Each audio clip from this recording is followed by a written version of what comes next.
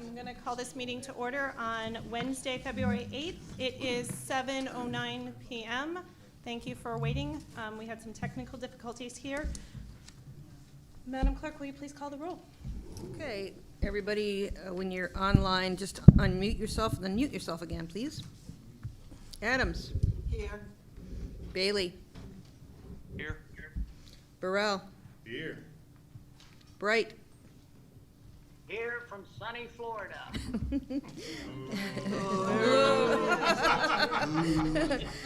Representative Casper. Here from sunny Groton. Bless you, my son. Representative Surf. She's in Germany, but she may be on. Nope, okay. Chase. Here. Kopp. Crockett Hubbard. Dean Shinbrot. Here.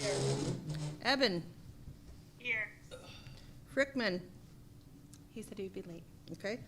Fritchie. Here. Gardner. Here. Gauthier. Guinepiaro, or should I say Gibbs? Gibbs, are you here? Gibbs? I'm here. Oh, there you are. Okay. Gustafson is not here. Hainline.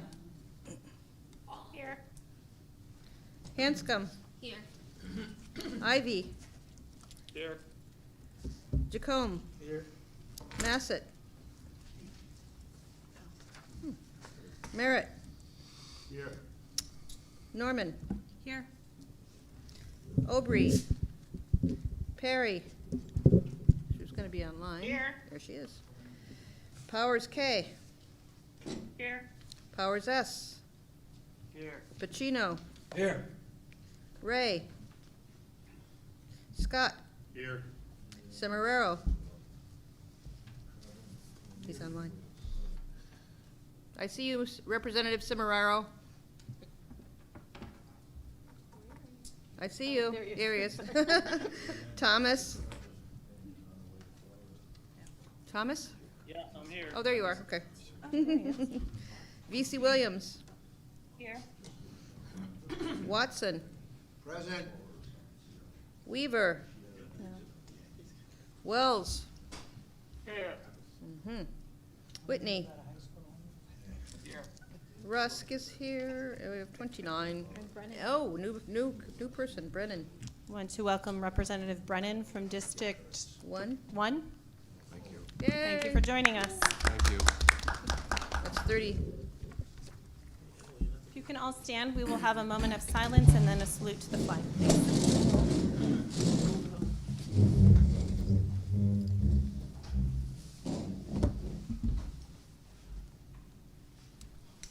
Representative Chase, will you lead us in the salute to the flag, please? I pledge allegiance to the flag of the United States of America and to the republic for which it stands, one nation, under God, indivisible, with liberty and justice for all. I will take a motion for approval of the minutes. I'll make a motion to approve the minutes. Representative Hanscom in a second. Second. Representative Burrell, are there any changes to the minutes that need to be made? Any Besides- corrections Besides typos. besides typos? Representative Bailey. It was just a typo Okay. for, We got that. We got that. And that- who seconded that? thank you. Representative Burrell, second. Okay, seeing no corrections, minutes are approved. We'll move on to public petition. This is the portion of the RTM agenda where the RTM welcomes comments from the public. Each presentation should be limited to 5 minutes or as directed, and if possible, submit each written comment. Presentation should be limited to matters pertinent to the town of Groton. The moderator or members through the moderator shall ask questions only in order to clarify the speaker's presentation.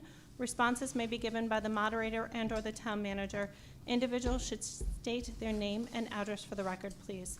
I have 4 people, I believe, who have signed up. First on my list is Tom Olson. Tom Olson, 188 Crosswinds Drive, Noank. I'm coming as a representative of the Tri-Town Trail. I'm the vice president.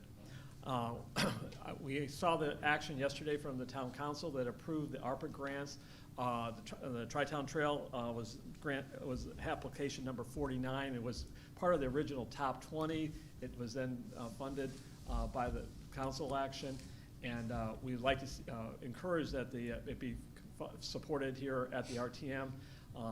This is in conjunction with the Parks and Recs, and it's to provide signage for the greenways that were approved back in June by the state of Connecticut for the town of Groton. This is 2 greenways were put in place, one by with the town for the crosstown going from Subbase down through Haley, then up along the Mystic River, and then the Tri-Town Trail coming from Bluff Point all the way up to Preston. And both those greenways are approved by the state, and we'd like to start putting some signage up, and that's what this grant's for. And we appreciate that it be all put together and approved as one big block. Thank you very much. Thank you. Ms. Reisbeck.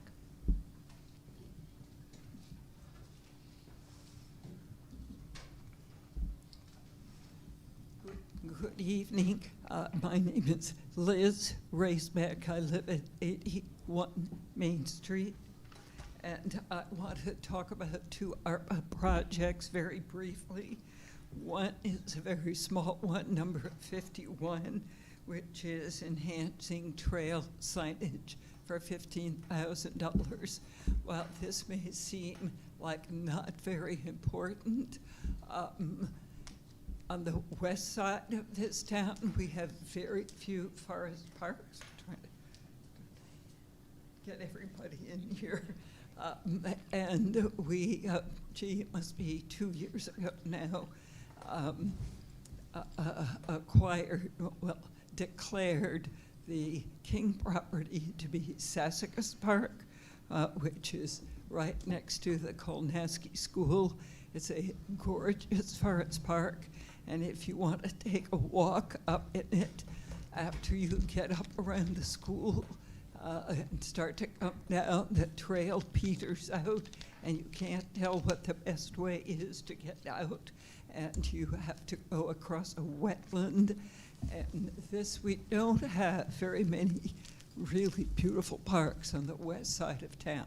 So just as an example, this is a park that really needs signage. The other item I want to speak in support of is the Parks and Recs tree inventory and planting project. And you may think also, well, that's not a top priority. But the fact is, if we are committed to reducing the impacts of global warming on Groton, one of the most important resources we have are our trees, our forest trees, which especially the mature ones take up huge amounts of carbon dioxide. And street trees, of course, are critical for reducing the heat that affects the asphalt and the city temperatures.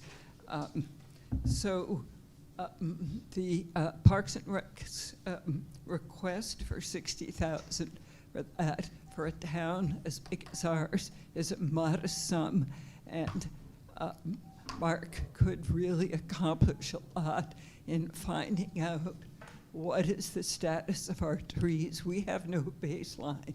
We are guessing that we are losing more trees than we are gaining at this point. Yes, they do some tree planting, but we have no idea what our baseline is for trees. And so I want to encourage the support of that project. And I just want to finish by saying I'm speaking on behalf of Groton Conservation Advocates. Thank you. Thank you. I have Christina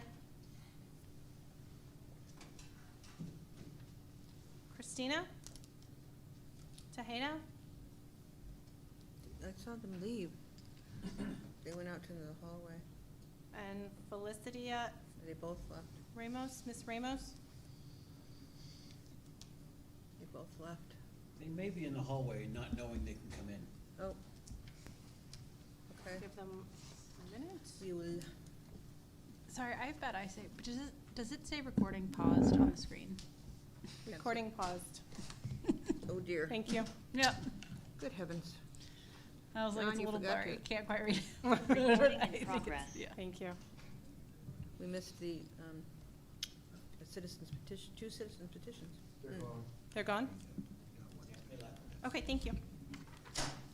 For the recording, we missed Tom Olson, who was representing, he's the vice president of the Tri-Town Trails, and he was speaking to the RTM about an upcoming referral that they have, which is the ARPA funding that the council approved last night, and he encourages the RTM to support the funding. I'm repeating because it wasn't recorded. What's going on here? Yeah.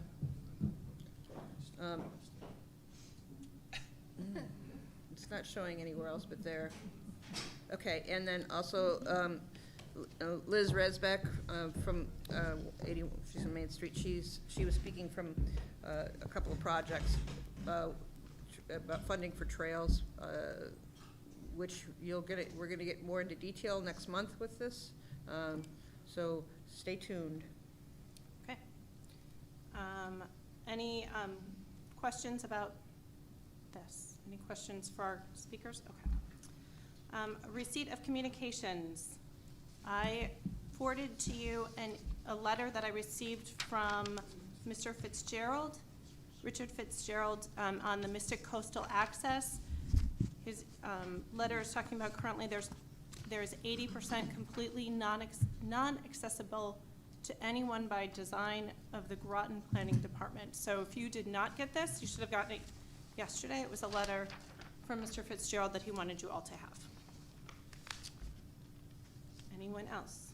Any communications? I also heard from Emily Ray and Leanne Obrey that they would not be here tonight. Okay, seeing none, we'll move on. Report from the town manager.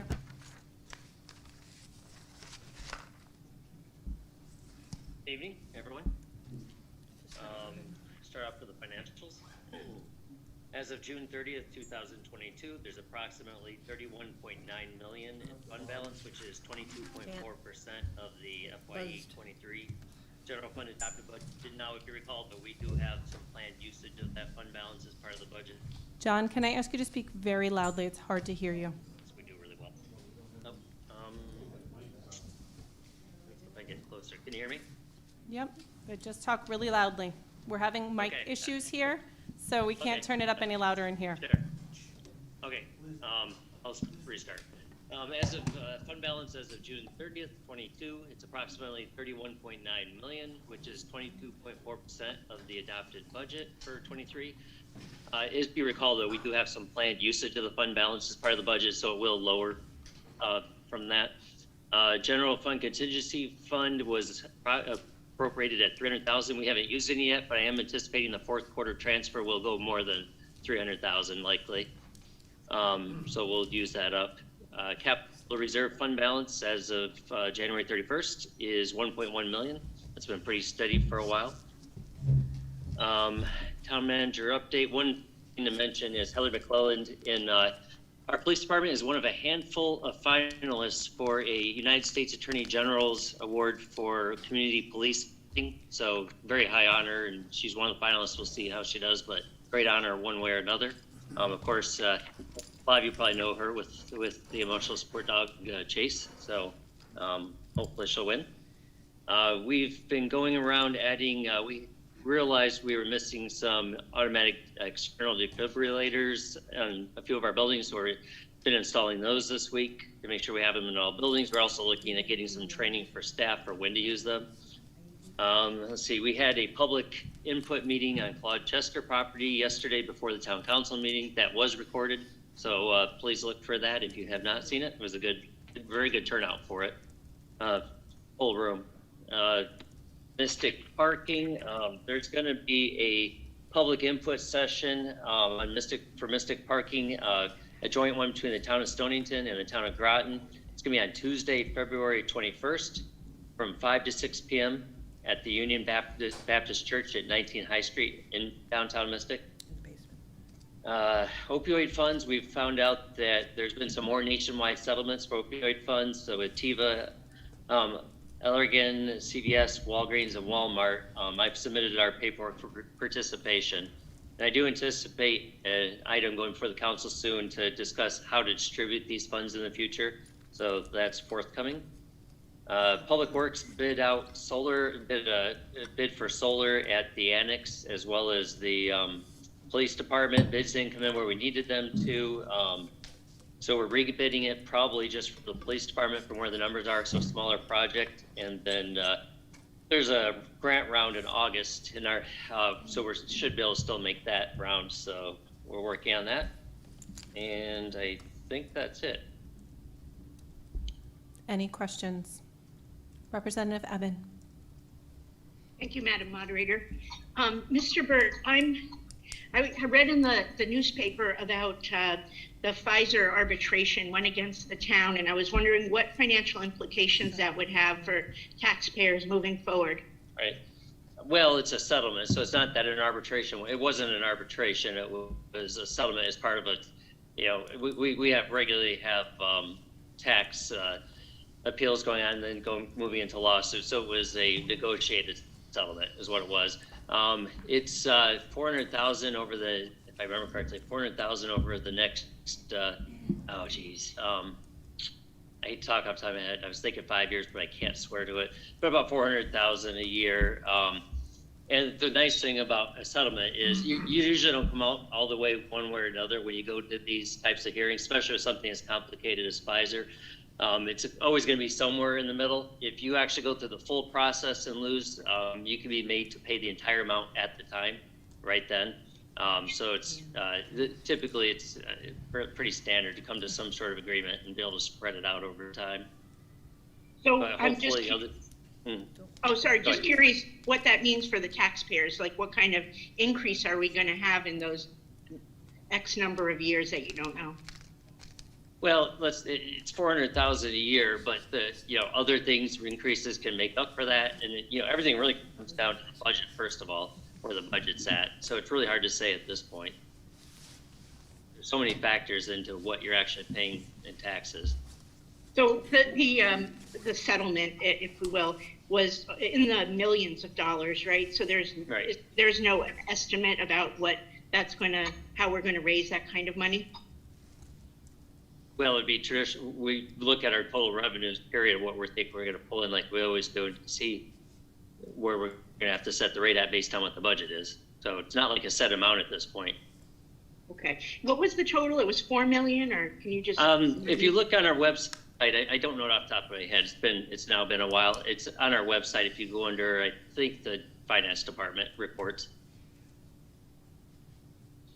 Thank you. If you could just give us a little more insight next time we meet, that would be helpful. I think probably a lot of residents are interested in the impacts on our mill rate and individual taxes. Thank you.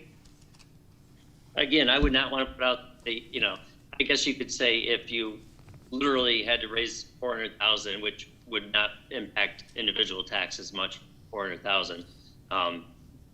That's what would he have? I mean, one mill's over 4 million, 4.5 million, so 400,000 is not a high amount. Representative Thomas. Thank you, Madam Moderator. For the town manager, I didn't hear much in the report about Brantford Manor. Do you want to give an update on what the situation is there? Well, you have everything I have with what I've sent to the RTM and council, but it comes down to the town is bound mostly by what the health department says, and they've been working with them on their complaints. They're satisfied allegedly with what's happening. Of course, the tenants and the attorney for the tenants might have a different opinion, but as it is, they're still in compliance with our default. And clerk and moderator, Representative Frickman is under attendees now, so I'm promoting. Oh, good. Thank you. Thank you. So a quick follow-up on that. So the way the default was written, it defers all oversight authority to the Ledgelight Health District, and it's up to them to determine the parameters. What it says is if related goes into default in terms of the violations if they're not doing what they're supposed to do for Ledgelight, if they default on that, then that triggers a 30-day window for us, which just means it will come back to the council to decide what they want to do. Right. So I guess, from my understanding, I don't know, the whole thing's a little unclear as to like how that's really going to hold anyone really accountable, because it seems like we're sort of in this feedback loop now where there's complaints that are, quote unquote, cleared by Ledgelight and the city inspector, and then when the residents go to move back in, the situation is not actually remedied. And then so there's another complaint filed, and then the clock resets on the 30-day timestamp. So, I guess I'm profoundly disappointed in the strength of the default document that was written and passed by the town council.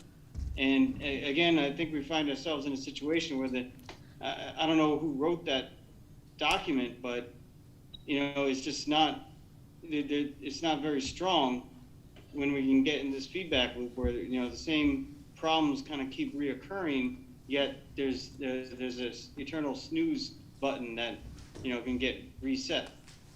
So I don't know. I would just.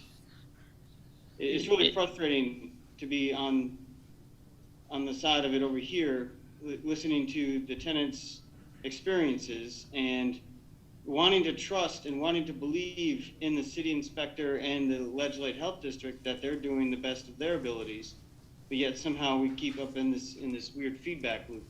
And it's been way more, it's like 90 days or more since that default action was passed.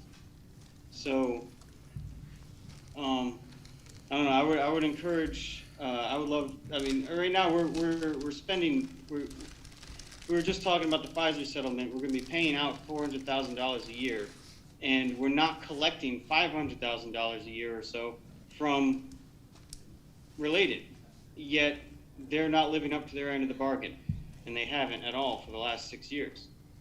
So it's just incredibly frustrating, and I would urge you and to work with the town attorney and the town council to find some way to revise and tighten up that default document, and perhaps even coordinate with the city on their default document and try to close that feedback loop. And let's get the tenants and the attorneys involved in the clearance process so that they work with Ledgelight and with the city inspector so that they understand what they're what city and Ledgelight are looking at, and also like the tenants can express their concerns in real time to the city inspector and Ledgelight. So if we can resolve those discrepancies. There has to be a better way to go about doing this. Thank you. Well, for one thing, we don't have authority to inspect, and we don't have authority over Ledgelight or the city. So in terms of inspections or including the residents, that's entirely up to the city and Ledgelight.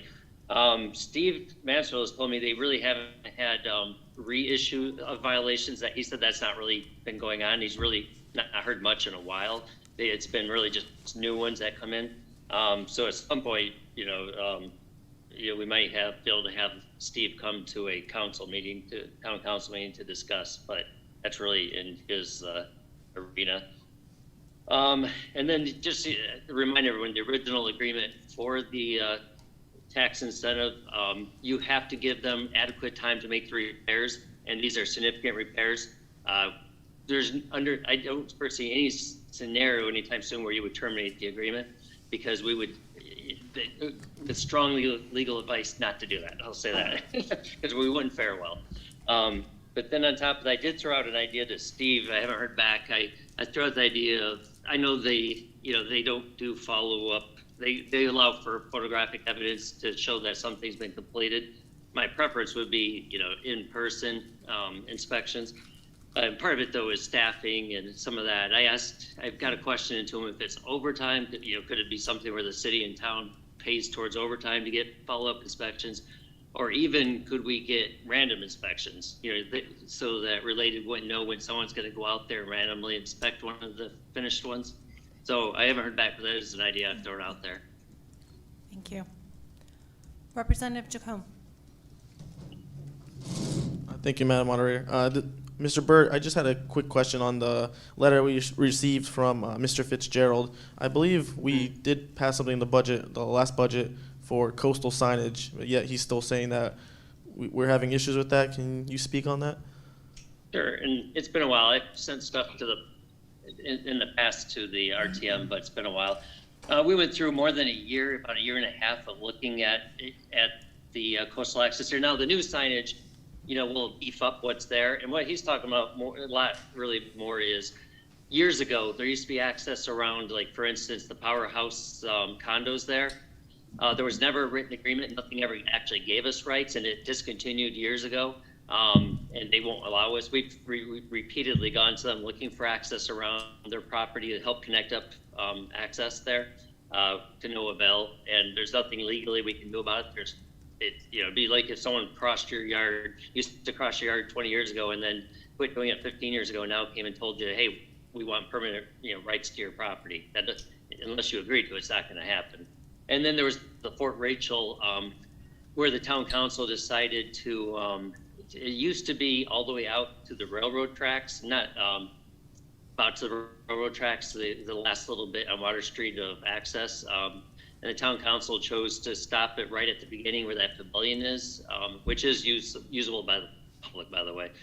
So that, because you have an active shipyard there with lots of machines and equipment going around. So those are really the two spots he's talking about. Everything we legally have rights to, there's signage at, and we'll be beefing those up. So that's really what it is. But it's really not, it's a lack of understanding that we don't have rights to just put signs everywhere just because there used to be, and he's certainly right, there used to be more signs in places along there. We just don't have legal rights. We spent a year and a half reviewing it. So. Thank you. Anyone else? Seeing no other questions, we will move on. You all received an economic development. Madam Moderator, my hand is I'm up. sorry. Representative Wells. Yes, about the powerhouse. I've often, I was down there looking around when we had the tour, and I'm wondering if they don't own the river, and I'm wondering if we should be talking to the Connecticut Port Authority about putting in some more dock space. That could certainly be usful. Originally they had a plan to put in a boardwalk there and docks, and part of the process they're going through would have given us rights to cross that. That's part of when you do those type of things. That's when you can gain more rights to it for government. They ended up not building it. And we actually pursued that. They have a certain amount of rights off of their property into the water. You can't. No one, including the state, can come in and just build along their building there. So we can't. That's one of the early things we looked at, wanting to do that. And we even made different offers to them. What if we build it as long as it's for public access? And they do not want the board of the powerhouse at the time, and each time we've gone, do not want that. And maybe get the right configuration of the right people at some point, and then hopefully you could do something. We keep an eye on it though. And well, I was thinking more of a dock, not a boardwalk along there, but put a dock however far out you have to put it, and we could use a little more public docking space for it. Anyway. You have to come off their building to do it. And again, there's a certain number of feet off the building you're not able to do, so you couldn't connect the dock there. Okay, thank you. Thank you. Representative Thomas, you have another question? Yes, thank you, Madam Moderator. A couple of questions about the coastal public access situation.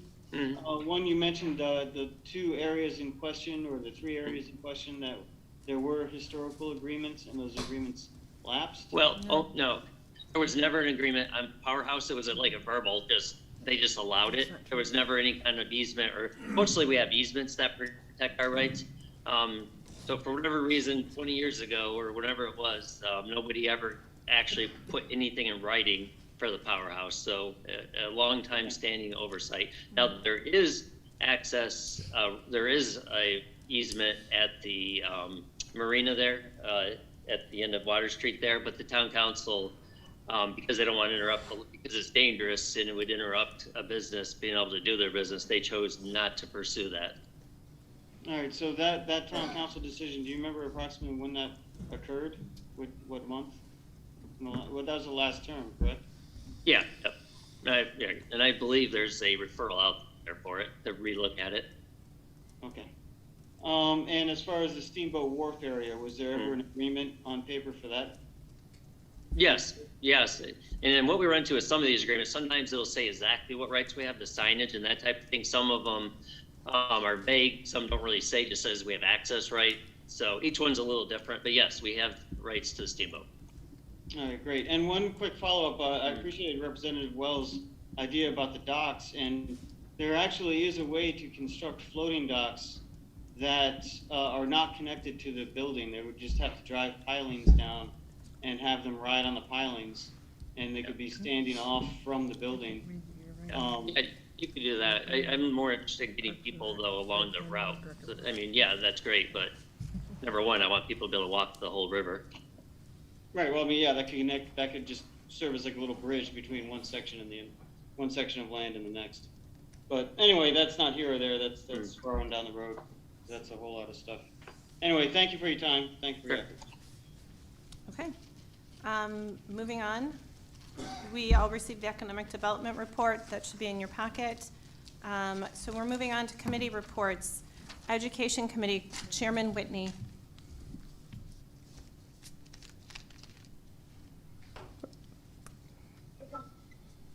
Thank you. Can you hear me okay? Yes, thank you. Good. And the volume's okay? Yes. Yeah, we changed microphones here. Okay, great.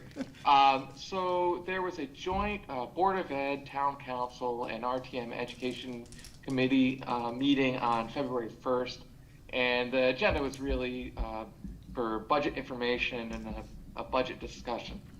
The town councilors asked questions. The superintendent presented a kind of budget information, sort of slideshow, but like the point by point what they're talking about. There'll be more to come from this too, but our members asked questions about athletics budgets, gender parity with that.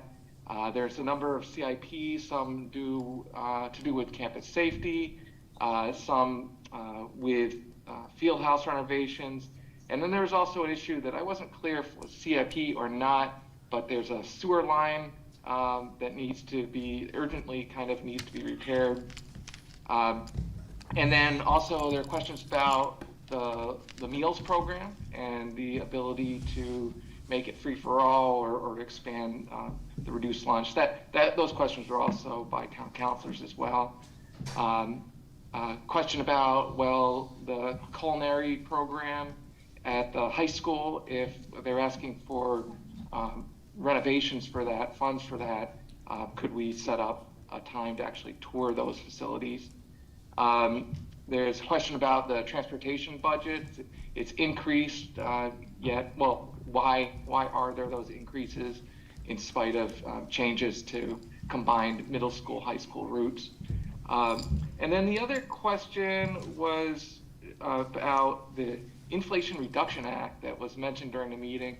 I'm not sure if this was state or federal funding, but this question is what would be the implications for the education budget? And that was left as an open question. And that was the topics the RTM covered there.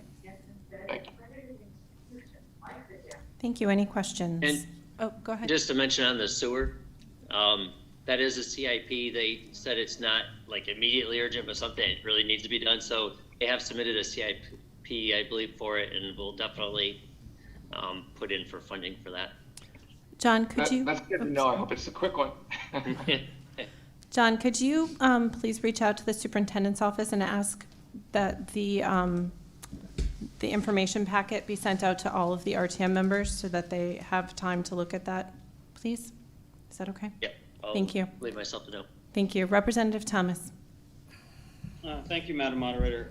Just a quick side note, actually, I was in attendance at that meeting as well in the audience, and my memory serves correctly. I mean, Representative Whitney stated that the superintendent and the facilities folks all were saying that the sewer pipe is an urgent matter, and it cannot be like that, whether it takes the form of a CIP or not, it's one of those things that definitely cannot be cut because it's like urgent and oozing.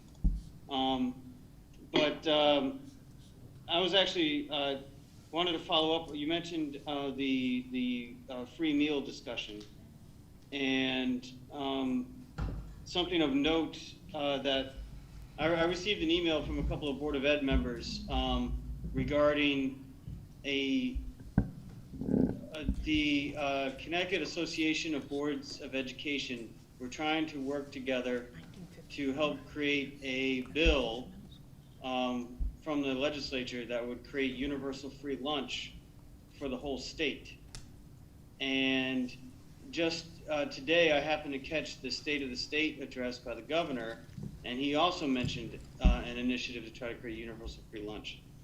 And if memory serves, I believe the superintendent mentioned that they were going to try to advocate or organize some sort of advocacy as a Board of Ed or with the Board of Ed to try to reach out to legislatures. But I just kind of wanted to, put that out there that, that sort of action is happening, and at least voice my support for it. But yeah, I don't know if Representative Whitney wants to elaborate on that at all, but I just want to throw it out there. Thank you.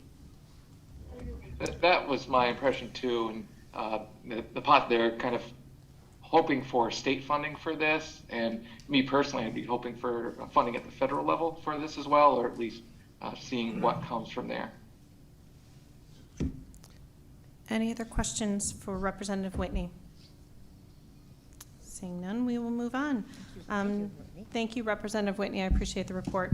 Finance, Representative Sean Powers. Thank you, Madam Moderator. We had a special Finance Committee meeting, and it was held on Tuesday, January 31st. We called to order at 7:10. The roll call was made, all members were present, and the quorum was declared. Moderator Russ, Public Works Director Hanover, and Parks and Rec Director Mark Berry were also present. The new business before us was read into the record by Representative Norman, and the resolution it was seconded by Representative Chase. I'll read the resolution as it was read into the record. 2022-773-2 Sutton Park and the Shinnecock Golf Course. It's a deep grant referral to the RTM. 6.5.3, resolution accepting a grant from the State of Connecticut Department of Energy and Environmental Protection for public restrooms at the Shinnecock Golf Course, Clubhouse, and Sutton Park.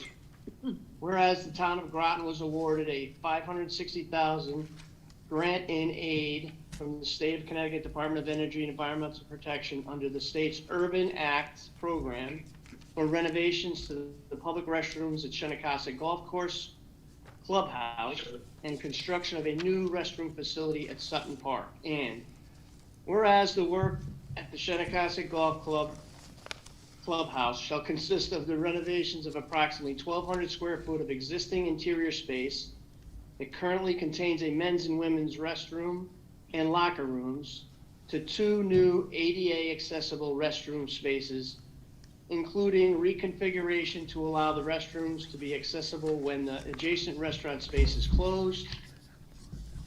And whereas the work at the Sutton Park shall consist of the construction of a 400 plus or minus square foot standalone building containing 2 family-style ADA accessible restrooms and a utility room along with the necessary site improvements and utility connections. Now, therefore, be it resolved that the town council accepts the grant and aid in the amount of $560,000 and authorizes town manager John Burt to execute any and all documents and to perform all the acts deemed necessary or appropriate to carry out the terms of the grant. That was moved. Our discussion topics included the funding of it. There was an abatement question about the clubhouse that had to be abated, the contractor costs, building material costs, the estimates associated with the construction, the language of the state contract was a brief discussion, and along with the CIP monies left over, which we had already appropriated, which these funds that we don't use will be returned back to the CIP reserve funding. The state grant money will be used first. There was no further discussion after we discussed it. Chairman Powers called for a vote. 7 were in favor, none opposed, none abstained. We adjourned the meeting at 7:22. So moved. Second. The motion was made by Representative Sean Powers, seconded by Representative Jacome. Before we move forward, are there any corrections to the minutes? Seeing none, the minutes are accepted as is. I want to recognize that Director of Parks and Rec, Mark Berry, is here, and Director of Public Works, Greg Hanover, are both here. Thank you both for being with us tonight. Is there anything that you want to add before we go to questions? You put a motion on the floor?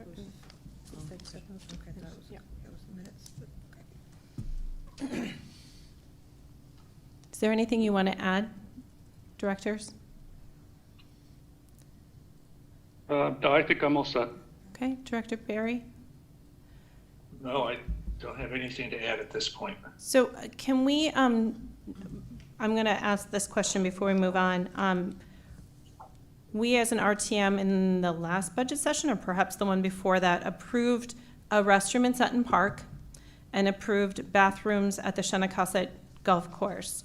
My understanding is that the bathrooms that we approved at the golf course were not the clubhouse bathrooms. Is that correct?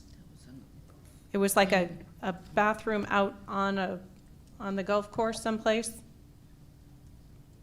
No.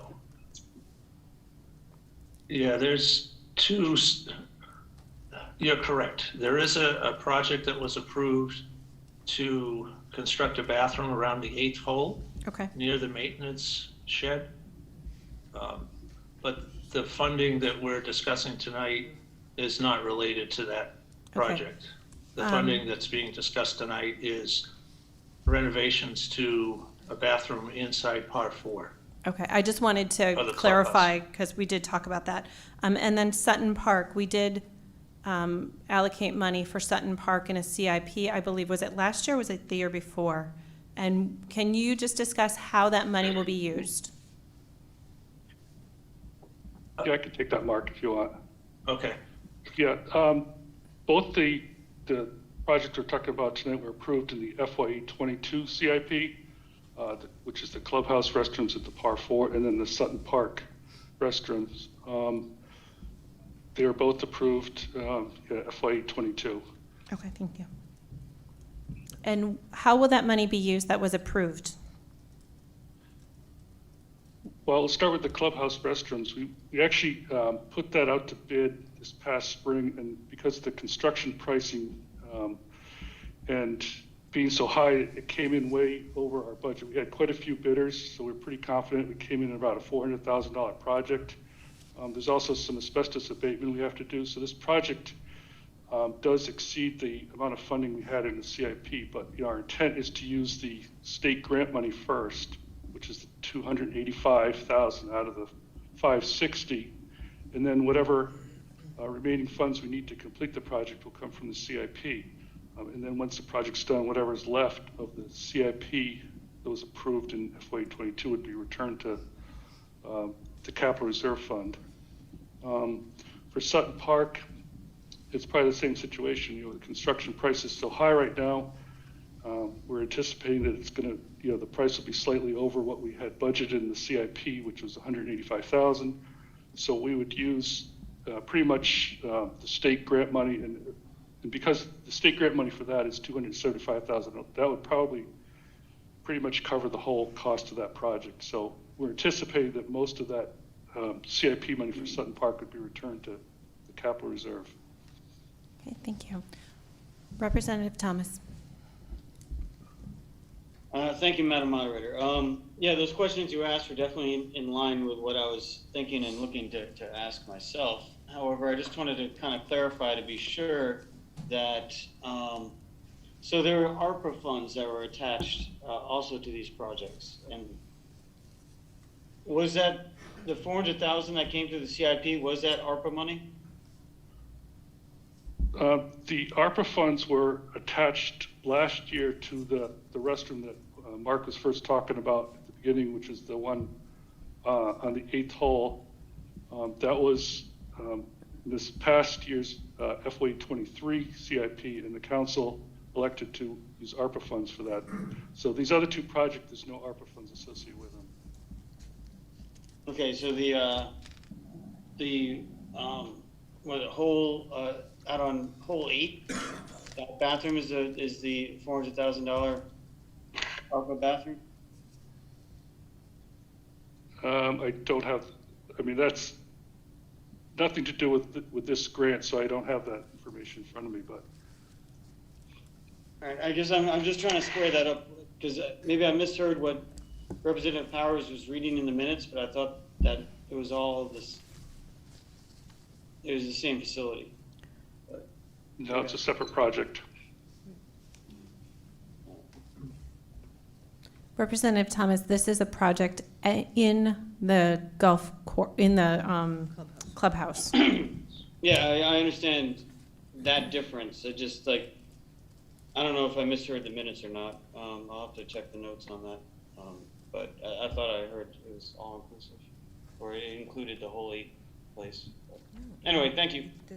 Thank you. Representative Eben. Thank you, Madam Moderator.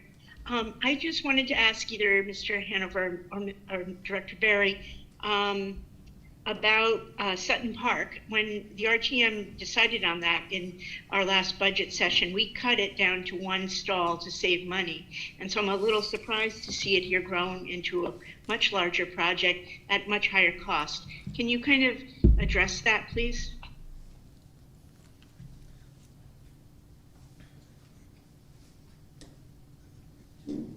Greg, you want to take a stab at that, or? Sure. I mean, yes, it was originally, the need was always for at least 2 separate rooms there because of the amount of use that park gets, and that's what we had put in FY22. And yes, you're correct. It was cut down to the 185, which I think was approval with the understanding that it would be go down to 1 stall. But since we have the funding available to us, it really makes sense to go back to what the need is for the facility, because the bottom line is you're not going to save a ton of money by going from 2 to the 1, because you got a lot of the cost is bringing the utilities to the area. It's going to be located next to the basketball court, and it just makes sense to since we've got the funding from the state to go with what the park needs are. And I just want to add to that. I think the other renovations that are scheduled to take place, replacing the playground, putting in a bike path that's going to connect from Route 1 over to Midway Oval. I think we're going to see a much greater or an increase in the number of people using the park. And I think 1 stall is not going to be adequate. Thank you. I know right now, where I work, we're all focused on accessibility and access for stalls. And so the trend is now to move away from gendered stalls into all access, or to at least have one all access stall, any gender, anybody stall, whatever it's called. Can you just address if that's going to be available there? Yeah, both rooms will be accessible to anybody. That's great. Thank you so much. Representative Wells. Yes, I had a question. Apparently the Sutton Park restroom will have running water, and the plans to have it weatherized and perhaps a modest amount of electric heat so we can use it into the fall, which the fall seems to be lasting longer, and spring comes earlier. So we don't have to, we're not in a situation where we're draining plumbing in September and losing the use of the place for 6 months of the year.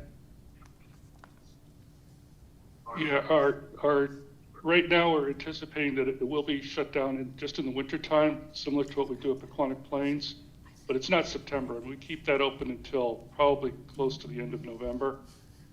And then we do, drain that down, that facility, and we're anticipating that that's what we'll do at this facility as well. Well, could you, while you're putting this thing together, could you weatherize it, a little insulation in the walls for possibly adding a modest amount of electric heat? I mean, not making it tropical in there, but something to keep everything so you can run it later or all winter. While you're building it. That's all. I wanted to mention that.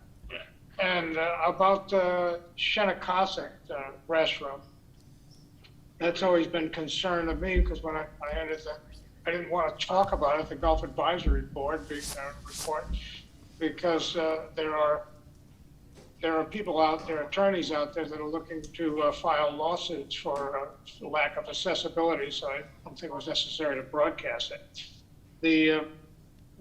I brought up in the past, I'm wondering if there's been any look, that's I think it's a 100-plus-year-old building, and I'm wondering if there's been any effort to look into the historic, I'm trying to think, what is the State Historic Preservation? They offer consulting services on retaining the historic character of buildings while doing upgrades like ADA compliance. You're not exempted from ADA because it's 100-some years old, but they can say, do this, not that, as opposed to getting bath fitters in there to knock a hole in the building and plug a standard bathroom in. So anyway, that's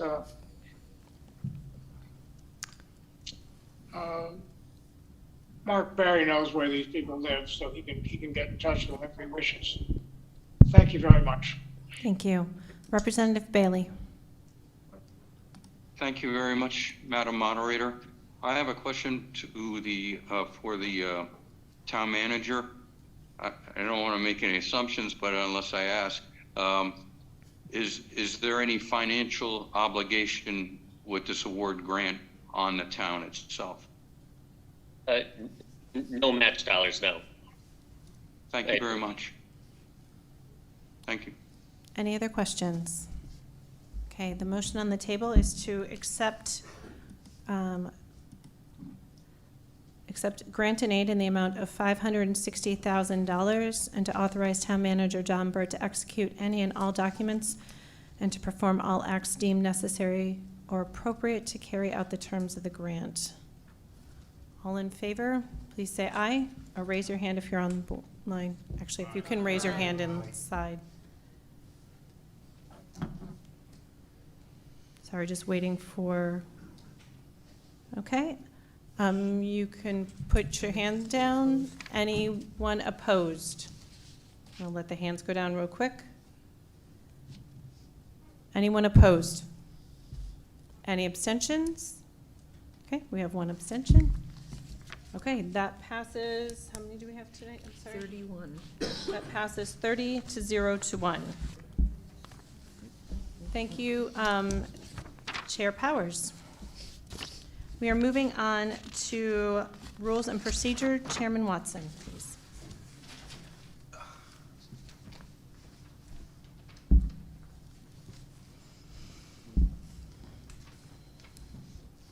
Thank you, Madam Moderator. I'm going to read the minutes from January 4th from the Rules and Procedure Committee. The committee was called to order by myself at 6:03. Present were the town clerk, Betsy McCauser, committee members, myself, Jackie Massett was on Zoom, Elle Bright, and Ian Thomas. Also present were our moderator, and RTM members Elle Gauthier and E. Jacome. And there actually were two other RTM members on the Zoom screen that didn't participate in the discussion at all, and they were G. Surf and Jay Gustafson. We had an open discussion about referrals 2022-790, 33rd RTM Rules and Procedure to Consider to Censure, and 2022-791, 33rd RTM Rules and Procedures Amendment to include a Sergeant of Arms. There was some points made in our discussion. The first one being the current RTM Rule 3.3 provides the moderator power to control disturbances or disorderly conduct. It was mentioned perhaps the moderator should state this at the onset of RTM meetings.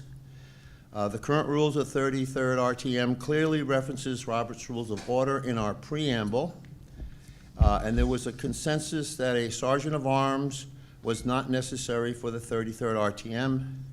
There was some discussion about the frequency of members calling a point of order.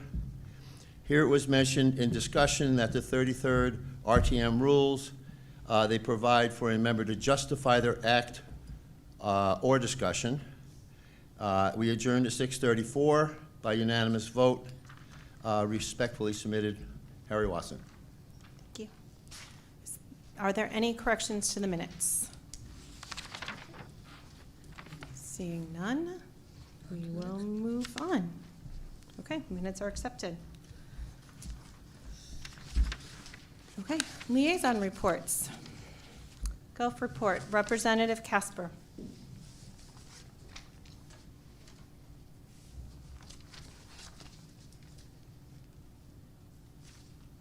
There you go. Thank you, Madam Moderator. If I could do my best Gary Wells. The Gulf Advisory Board met by Zoom Monday, February 6th. December revenues were outstanding at $52,627, which is almost $21,000 over last year. Contributing factor was that there were only 4 course closures, 3 on weekends, compared to 14 and 7 last year. January revenues were also higher compared to last year, $35,213 versus $23,677. Also contributing were less adverse weather days this year, resulting in only 6 course closures versus 11 last year, 2 on weekends versus 7 last year on weekends. Total revenue to date is also good at $734,608.09, which is $31,000 ahead of last year. There is a 2023 proposal for an increase of 5% on the daily 18-hole rate, with no increase on season pass rates. There is also a significant proposed simplification of the rate structure by eliminating the after 12 rate, elimination of the twilight rate, elimination of the senior cart fee, and elimination of the winter rate, and moving the 9-hole rate start from 12 p.m. to 3 p.m. The next meeting is a special meeting tomorrow with the Parks and Rec Commission. The next GAB regular meeting is April 3rd. Thank you. Any questions? Okay, moving on. Town Council meeting, Representative Jacome. Thank you, Madam Moderator.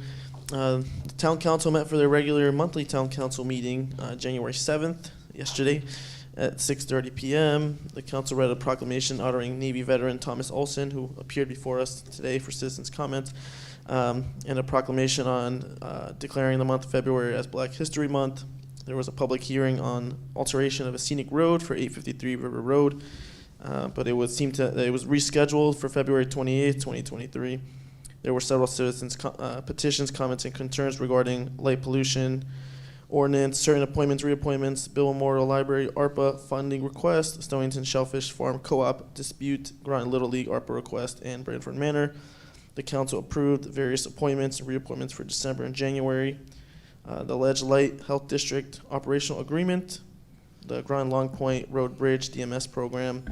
They approved their American Rescue Plan Act awards, I'm sorry. The Pure grant, the RTM reapportionment, which I believe increased by one member, 42 members. The council approved the Complete Streets Advisory Committee. Their next regular town council meeting is scheduled for March 7th, 6:30. Thank you. Can you remind us when the ARPA Committee of the Whole meeting was? Do you have that? Isn't that the It would have been, 28th? Let's see. okay, we'll get that information Yes. out to everyone. I believe it was maybe January 24th. I don't know if John's still there. January 24? Okay. That's what I'm thinking. Well, I'm. The 17th. I have it here. January 17th. Yes. I am going to recommend that everyone watch the ARPA meeting, the Town Council Committee of the Whole ARPA meeting, because that will come before us next month. We will be voting on it as a block, so if you make changes, you gotta send it back to the yeah, if we make changes, we have to send the whole thing back to the council. So we're voting on it as a block, yes or no. But if you want a lot more information, you're going to get more information from that Committee of the Whole meeting. Representative, It's 6 hours long. it is 6 hours long, so Take it in pieces. chunk it. Yep, yes. Madam Moderator, when is that meeting again? It was January 17th. Okay, so I can get it on the website. Correct, correct. Representative Eben. I just wanted to ask the same question about when it was. So January 17th. January and it's online. 17th. Yes, Thanks. yes. Representative Chase. RTM, Board of Ed, Town Council, City Council. Yeah. Thank you, Madam Moderator. We met on January 12th for the first time, and I want to say more than a year, maybe two. So we kind of are restructuring a little bit, so that's what our meeting was about. This liaison committee is made up of the Board of Ed, Town Council, City Council, and RTM, just representatives from those four bodies. It was decided that we will meet quarterly on the second Thursday at 5 o'clock of the month. The other new thing is that if this body has any questions that they want to present to either the Board of Ed, Town Council, or City Council, email me those questions and I will bring it to that body. Don't be shy, please. They're going to rotate whoever leads the meeting each quarter, so the RTM leads it the next quarter, which the next meeting will be in April. Fantastic. Which date? It's the second Thursday at 5 p.m., and the meetings are still at the Board of Ed office? They were on Zoom this time. Okay. I don't know if they'll stay that way. It was exclusively Zoom. Okay. So I'm not sure how it's going to do. Yes. Are inbound questions, Sorry. are questions that are inbound, is it only money related, or can we? No, it can be anything. anything. Anything. Okay, great, Yes. thank you. You're welcome. Thank you. Thank you. Excited that that group started again. Representative Bright, I know you asked to wait until next month while you're in person, so we can wait on that until next month. Thank you, Madam Moderator. I can actually give the report Okay. now and That's just turn the one in next month. That's great. Sure. Okay, before the meeting, the Groton Town Police Chief Asaro actually presented Mr. Dela Cruz with an award for his ongoing support of the Groton Town Police Department. So that was before the meeting. Now, the meeting was held on 30 January 2023 at the Groton Town Police Department, and it was called to order at 5:07 p.m. During the roll call, the committee members present were Chair Dela Cruz, members Ortega, Parfit, and the Groton Town Police Chief Asaro. Others present were Councilor Caseri, Groton Town Manager Burt, Groton Town Deputy Police Chief Gately, Captain B, Lieutenant McAndrew, Lieutenant Minor, and Officer Wilsick. They approved the 26 September 22 meetings. There were no communications received by the committee, and there was no old business brought up. Under new business, the discussions were the 2022 use of force data, and a presentation was made by Lieutenant McAndrew and Officer Wilczek on the Groton Town Police Department use of force, called UOF. The presentation included a definition of, what UOF is, because a lot of people don't understand that it includes things like tasers, batons, and of course, weapons. He also mentioned that the department is post-certified in use of force, and a review of the 2022 use of force data, which is on the department website. Now, out of 22,706 service calls in 2022, only 9 involved use of force. Now, a review of the training schedule for 2023 was presented, which includes online training as well as face-to-face training. And they did mention that the use of overtime for training is held to a minimum, which will still give, quality training. Next on the new business agenda was 2022 Crisis Intervention Training, CIT report. Lieutenant Minor gave the presentation on the CIT being conducted for the Groton Town Police Department.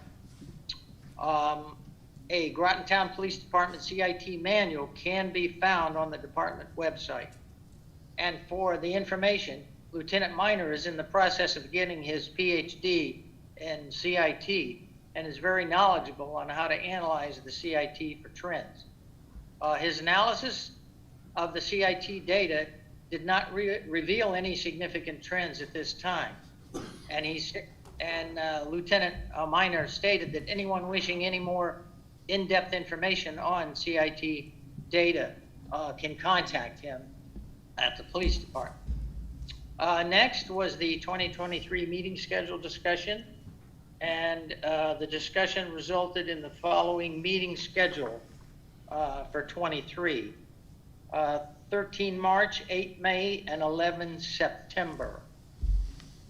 Under the other business open forum, the town police chief, Fusaro, brought up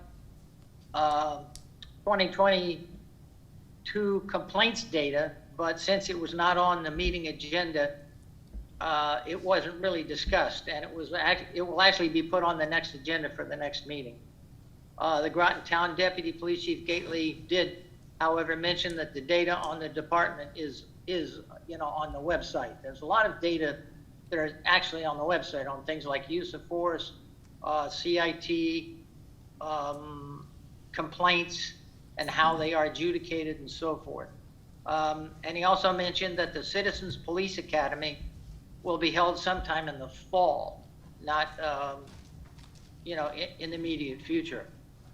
As always, the meeting was recorded and posted for those needing more in-depth information.